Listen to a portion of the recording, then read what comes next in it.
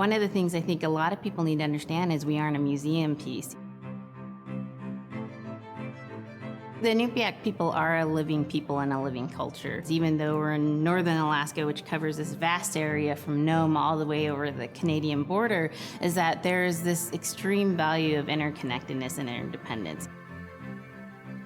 It's a hunting society, a gathering society from thousands of years. This is what creates our culture.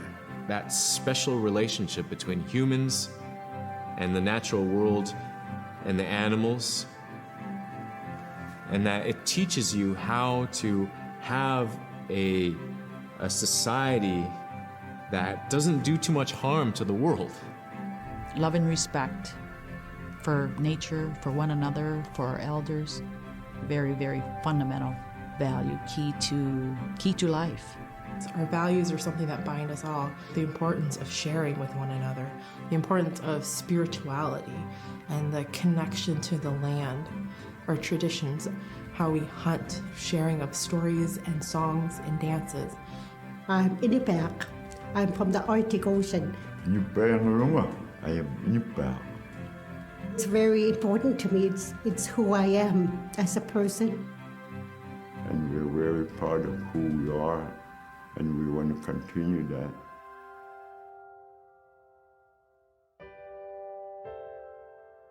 It'd be busy, busy, busy all through the day.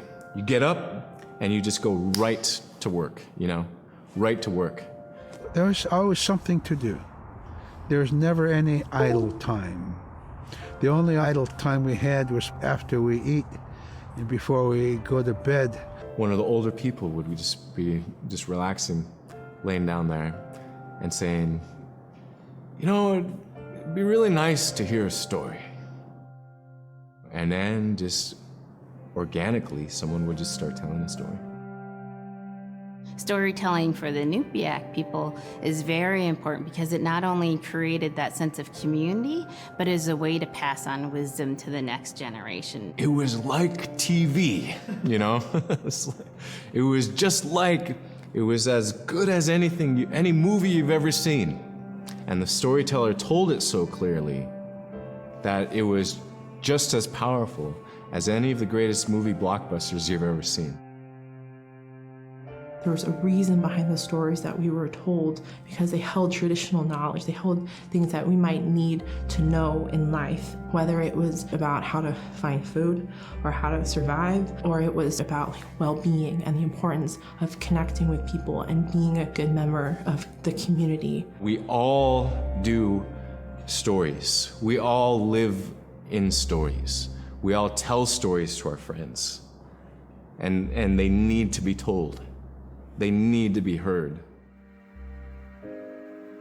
So scrimshaw is this really beautiful method of art that's done either on baleen or ivory, and traditionally it was used to tell stories. Each etching is telling a story of some event. Caribou hunting was taking place. This is what was going on. War began around this time, and so it sort of gives you a timeline of history through etching. An elder or the person who carved it would literally be able to read the scrimshaw story. They're like reading a book, in a way. A lot of the storytelling traditions would be things that after the storytelling was done, we'd just rely on the next person telling it. And so scrimshaw is a very important way for Alaskan Native people to record their history. When I was growing up, my grandpa had a pet white fox. If you're a good friend with a fox, when there's danger abound, they try to keep you from getting into trouble.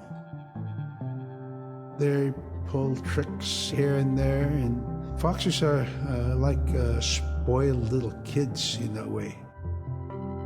When you let her out, she'd go prancing out in the snow, jumping in the air. I know she was happy then. Come running at me and jump on my chest, knock me backwards, lick my face, and I try not to let it. So that was my memory of my grandpa's pet fox. caribou it provided for us in many ways. Our clothing in those days was made of all caribou skin. I grew up wearing caribou bands, mittens, caribou skin mattress, blankets. Some people had boots that were made with wolf leggings, sealskin sole bottoms. Baleen was shaved to make insoles. They kept us quite dry and warm as well. But the caribou skin clothing was the best. We would get as many yearlings as we could for our outer clothing. And for a heavy winter, we would get caribou in February or March because the hair was the longest and the skin was the thickest, and we would use those for our winter gear. With that stuff on, you could sleep outside in 50 below and it wouldn't bother you a bit. Sila is the weather. It also means the atmosphere. Here's the nuna, or the land.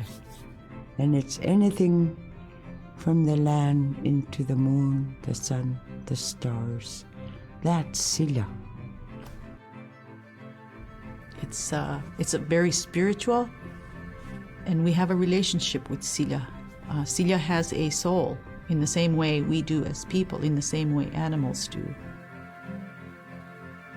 I think spirit helpers in and of themselves are really about how we're connected with things. And so it may be that there is a spirit helper that shows themselves as a bird to show you the way home, or it may be a spirit helper that actually decides to show themselves with the face and body of a man instead of their animal form. And so I think one of the things that's hard to understand is that it's not one way of seeing things, it's one way of knowing you're connected to everything. We've always had that spirituality of everything around us. It's the interaction you have with the air you breathe, the ocean that you gather resources from, the rivers from which you gather fish, the tundra from which you pick berries, the animals that give themselves. It's all of that. In the winter, when we were traveling, we didn't build sod houses, we built snow houses. In Canada, they call them igloo, but here in Alaska, we call them apuyak. We'd do a day of travel, and then we'd make a apuyak. The next day, my father would set traps, spend the day there, rest the dogs, give them something to eat, and then the following day, we continued to the next place. We'd go to my dad's sister, who had a house at Dubarg. They had a small sod house over there. We didn't have to do anything. We just visit with them, and my dad and his sister were glad to see each other, and they'd talk away while us kids played outside or go to sleep. By the time we get back to our home, my father would leave us with our aunt or with my grandmother, and then he'd start on his trips and go check his trap line. We were not into 8 to 5 kind of time, you know. We're in a totally different kind. We're in ecological time. Drum is something that's common to all cultures in Alaska. All cultures have a drum that may have some stylistic differences or differences in the materials that it's made, but it's still in recognition of life and vitality. And the drum mirrors the heartbeat. And when you continue drumming soon, it will be in line with your heartbeat, because that's what it's supposed to be, the heartbeat of the community, and it symbolizes vitality. And it's the most tremendous feeling to be in a room and to have one long row of all the drummers and to have that feeling of unity, everyone beating in harmony, the drum beat in unison. It's the most beautiful feeling. And to know that you're connected, you're on the land that you are connected to. And even if you grew up outside of the community, that which is in you comes from this area. And it's the greatest feeling.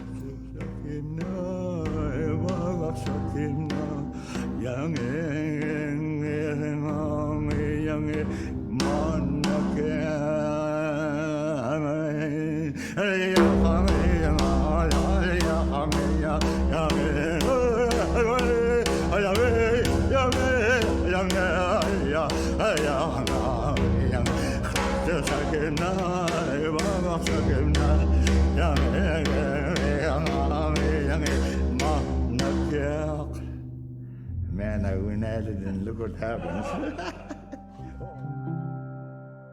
They're just like other people. They just happen to be very small and extremely strong. These are stories that are common throughout Alaska. It's normally that people are size from your elbow to the tips of your fingers, and they possess superhuman strength. So they may be tiny, but they can carry a whole caribou. And if you go up north and you talk to a number of the people in the community, they'll talk about having seen the little people. There's a place at home that we know, but we don't profess it to anybody. But it's not like the boogeyman. They can be mischievous, they can be ornery, or they can be helpers. And every now and then, we might have the opportunity to see them, especially if they want us to see them. The fact that it's across Alaska really tells you something about our history and how we interacted with nature around us. The bola is what we call kilamitang. And the kilamitang is made out of braided sinew tied on to some heavy bone which you could twirl. In my case, we're catching ducks. When we're out whaling, sometimes the ducks start flying. And they're good for duck hunting. If you're a whaling crew, you can't make too much noise. So you can't use a shotgun for getting some duck soup handy, So bola was a really handy weapon to use for catching ducks. The ducks fly in, you throw it up and tangles up the bird, and down they go. The scaredest I've ever been, I was 12 years old. We floated out on a piece of ice while we were duck hunting. It was a bluebird day, just clear blue skies. And there was 3 of us, myself, my brother, and my dad. Next thing you know, we see this dark shadow on the ice. We look and it goes behind us. So we all jumped up, startled, and my dad, he started running. We got back to the ridge there. The ice had fractured, cracked, and broke off, and we were floating away. We were drifting. It was close enough to where my dad would have made it. He stopped and he thought about throwing us across, and if one of us was on the other side, we would be split up. So he stopped, and he just so happened to have a cell phone on him. 911 didn't pick up. That's the worst feeling in the world right there. 911 did not pick up. So he left a message because they record their calls. Once he had relayed that information, his cell phone died. That was the scariest moment I've ever had in my life. We were floating away and I thought we were left for dead. He kept calm during this situation. He's bringing out everything positive in this case. I'm crying, my brother's freaking out. It went from clear blue to dense fog. Within a couple hours, we heard the chopper flying around, so they must have gotten our message. We thought we were saved, and then the chopper sound went away. So we lit some of the sled on fire. It's plastic. We thought black smoke in the fog would create some kind of marker. Chopper pilot had mentioned when we got rescued, you could see a glow in the fog, and he slowed down there, and sure enough, as soon as he slowed down, we got within visual. That was definitely the scariest moment of my life, was floating away and not knowing what the outcome was going to be. We're very much aware of the climate change. And it's been for many years, even before climatologists were noticing this change, Inuit were already saying, "Sila alangoktok." Our climate is changing. If the heat is going the way it is right now, for us it's going to be pretty bad.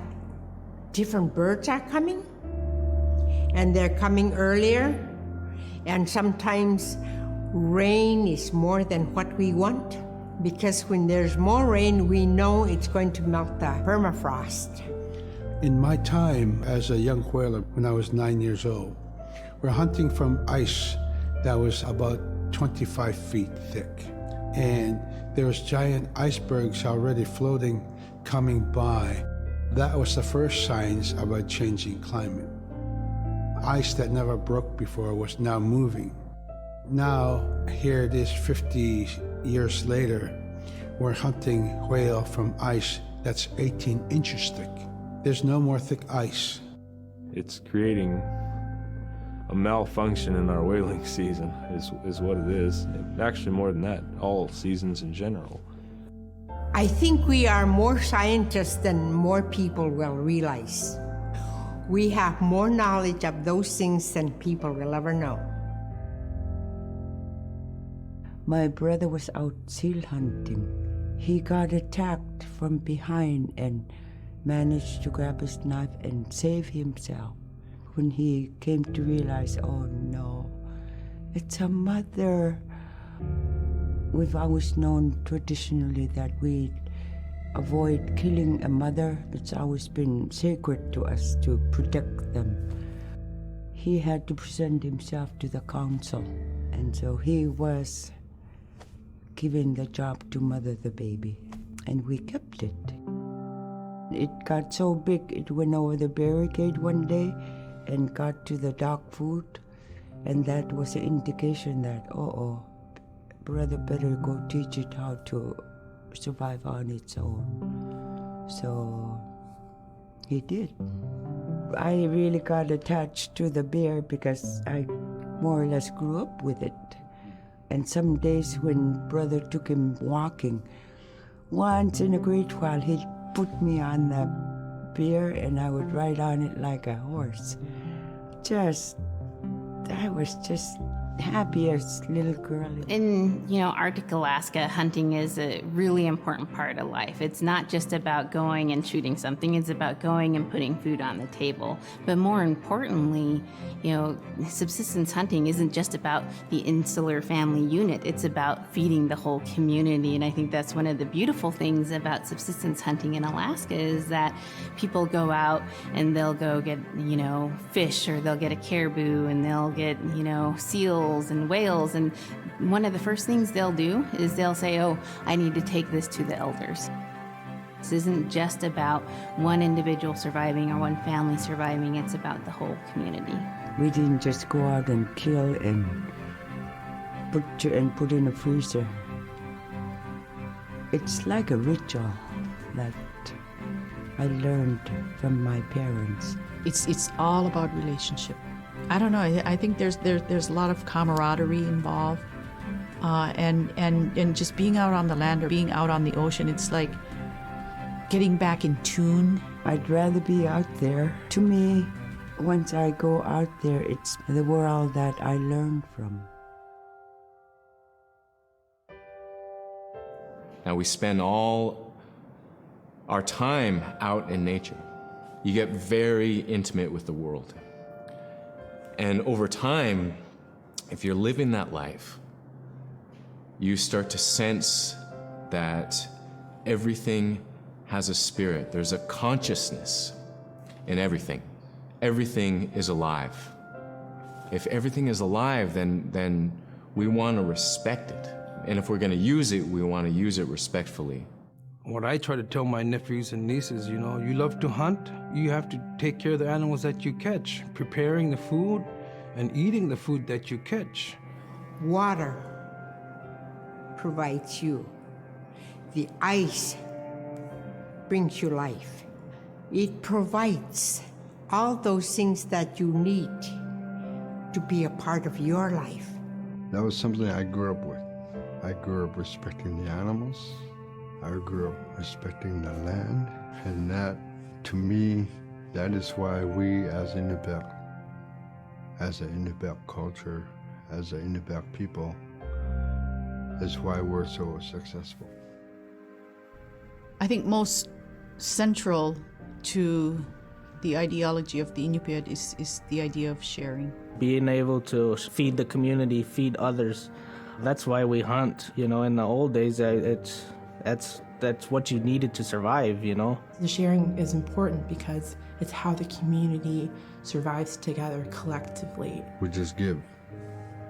That's how I grew up. That's the way I'm always going to be. Because of who we are, we always think about other people first. If our people didn't share in the old days, we wouldn't have survived in this harsh, climate environment. Big Diamond, Little Diamond, and King Island. And in those 3 islands are the stepping stones to get to America.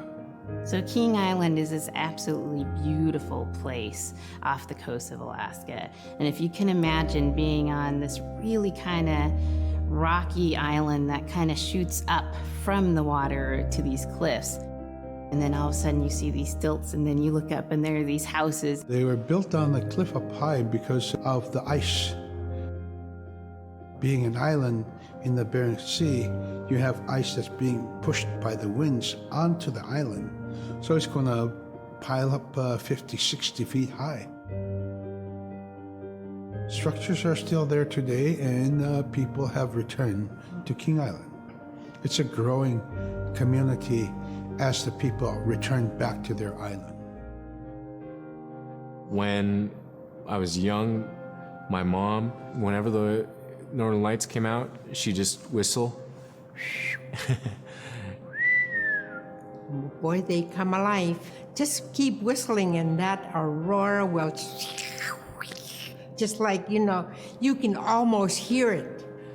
And then she explained to me a little bit later that those are children, and children who've passed away when they were children. You don't want to draw them in too much, is what she said, because then they could play football with your head, play Eskimo football, and that's what they want to do. They're always playing, those children up there. Don't play out without your hood on. If you don't have your hood on, the aurora person is going to come down and chop your head off and play ball with your head. It wasn't like they were trying to do bad, or it was like a scary story or anything like that. It was just, that's how it was, that's what it was. In the month of November, there's no sun. So during that dark time, we travel by the light of the moon. It's quite different. Everything was silver and black. Toward the horizon, we could see where caribou are because their body heat flowing upward, and we could see it glowing in the moonlight against a dark horizon where there's no stars. If somebody yelled, you could know who yelled from where the sound came from, but specifically where that cloud of their breath went up and it glowed in the moonlight. So that was a good time to travel. It was very surrealistic. And so things that were dark objects look very close, and white objects look very far. We're taught that there's no hierarchy. It's not everything else, and then man, humans on top, and they're separate from everything. We're taught that everything is equal, and that all the animals have a human form or can be seen in a human form. And so they have just as much or more intelligence. In fact, have a lot to teach people. And so that's how these transformations can happen. It's if the animal wants you to see it in its human form. There's a story where a man comes up to an ice hole and then realizes there's another man in his parka that's got stuck in the net, and is just stuck like that. Oh, can you let me out? Please help me, And so then he lets the man out, but then realizes that was actually a seal. That was a seal man. And just because that seal wanted that help, that seal allowed itself to be seen in human form. We have our Dimi, the body, which returns to Nuna, the earth. And we have Atik, who is our name that has been passed down to us over the generations. The spirit of our Atik lives on so long as man remembers that name. It would be hard to describe what happens after death. The feeling is that when our anak returns to sila, then that may be reborn if the name is passed on to a new child who can then retain some of the memories of the original name. And so it's not uncommon for grown-ups or adults to meet a child who has the same name maybe as their grandmother and say, "Hi, Aka," which means grandma, "Hi, Appa," or "Hi, little mom," or "Hi, little dad," because it's the traditional belief that the soul, is continuing on. Humans are renewed and replenished over time. Just like our plants. Every year flowers are born and bloom and they die. Next year, they are born again. So a recurring type of character in Inupiaq stories is the manslayer. And the manslayer is kind of this bad guy. And I think really what's at risk when the manslayer comes into story is the livelihood of individuals and the whole community. And so the manslayer is really used as a way to say, don't act only for yourself, always hold the community in your heart. Oftentimes in these stories, there is one person that will stand up. And what this humble person will represent, who faces that manslayer, is a return to order, a return to true living in the community. And it just takes that one person. It could just be that one person that can help to change everything. Because everyone wants to live a good life. Everyone wants to have a good community. With regard to the environment, the blizzards have been one of the key elements that have impacted the survival of people, especially in the hard winter. We know a blizzard is coming when the moon is starting to get fuzzy. We also look at the stars. When the stars are twinkling fast, we know a storm is approaching. We look to the clouds in the sky to give us a direction the storm is coming from. We learn these as children by observing weather on a daily basis.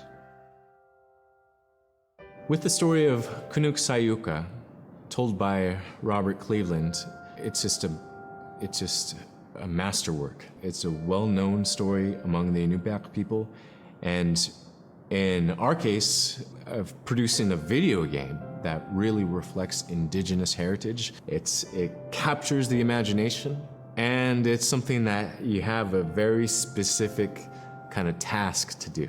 There's a blizzard, and it is just a non-stop blizzard that is overpowering the people. And there's one man that wants to figure it out.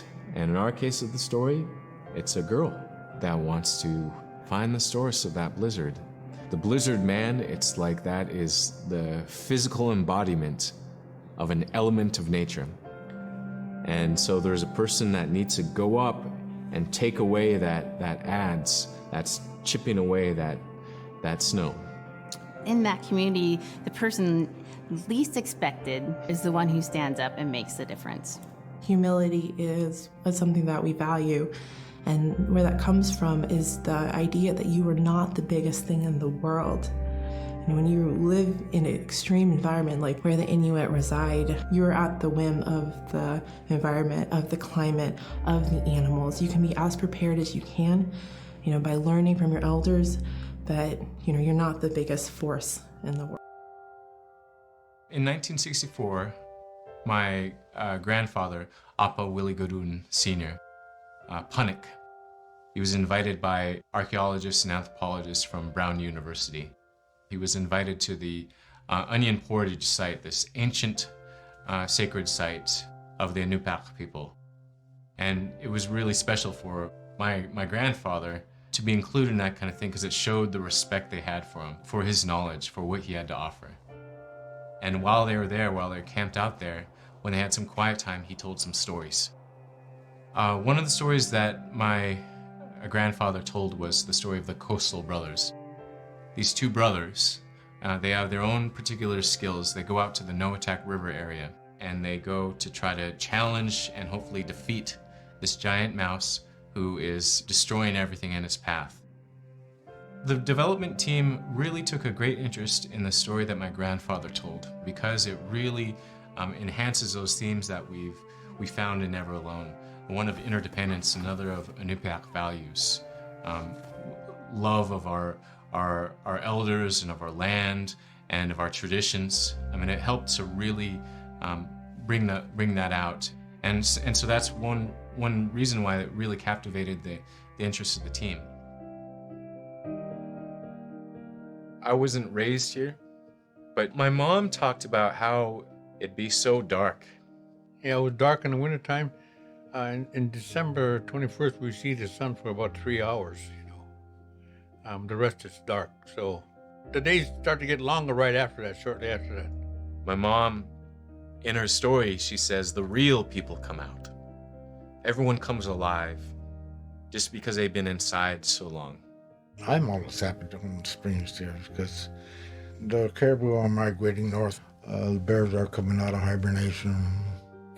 Rabbits and stuff, they're all over the place. And they're not hiding under the snow anymore.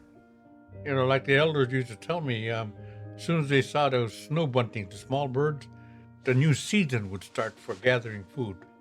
They knew they'd be happy because fresh food is starting to come around. We'd be getting geese eggs or seagull eggs or any kind of duck eggs. We'd go camping in the early spring, go out with dog teams when I was a kid to a spring camp. And it was anywhere that my folks thought that we can get the most food. Right here in the peninsula, we'd walk back from our camp and hunt muskrats, and my mom would dry the skins. And so it's a time of just all the gathering activities, all the busyness. It's when the life really springs up again. Because we're all Inupiaq, upriver, along the coast, I'm considered coastal. Tarir mi means I'm next to the ocean. Kung mi is up the river. And I'm proud to be a Tarir mi because I can hunt out there where those guys can't. I was taught to be aware of all the conditions out there. In fact, a friend of mine, an elder, he's passed away since. One year he came down, he had a small boat, just as the ice was going. He followed the ice down from Cayenne, okay? And he came down, he says, Willie, I come down just to go see how you guys hunt. Let's go. I said, okay. I got my boat ready and we took out. And the ice was moving out there, big chunks and that kind of stuff. So there was one area over on the Kuzintern side I was watching, being aware of how the ice was moving, how fast the current was moving, that kind of stuff. Automatically, I was taught that by my dad. I was really watching and everything. I said, we got to get out of here. And he looked at me and said, how come? I said, our way to get out of here is closing up. So I took off. And he was right behind me. I went through okay, and then he went through, and he said he looked back after we went through, and the ice came up. It came together and came up like that. And he shook his head when we came back, and he said, I will never question the price of seed oil again.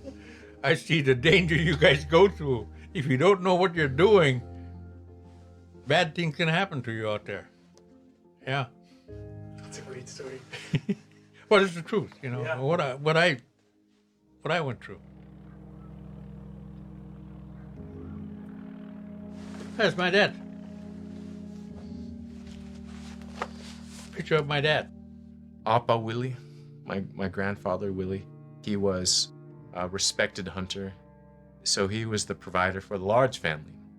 My father embodied all the Inupiaq values. He used them all as much as he can every day, and he loved to talk to people. He shared a lot of stuff that he got from out, whether it be out in the ocean or in land. He shared with people. We all loved him because he treated us with respect, all of us kids. When I started to follow him with John to go hunt out in the ocean out here, he would talk to us while we're hunting and point things out to us. You know, how to expect things, how to do things out in the country, or... It teaches how to set traps, where to put the traps, how to bait them. My dad was born and raised in Selwick. He grew up in springtime and summertime using a kayak. And they can go on days on a kayak. So he taught us all that about hunting seals, bearded seals, and then hunting beluga also. You know, he showed us how. I never forget my dad. Every time he'd say something, I honor what he'd say. I remember he'd wake me up after early in the morning, 5 o'clock, and it's still dark. He'd kiss me in his cheek, wake me up.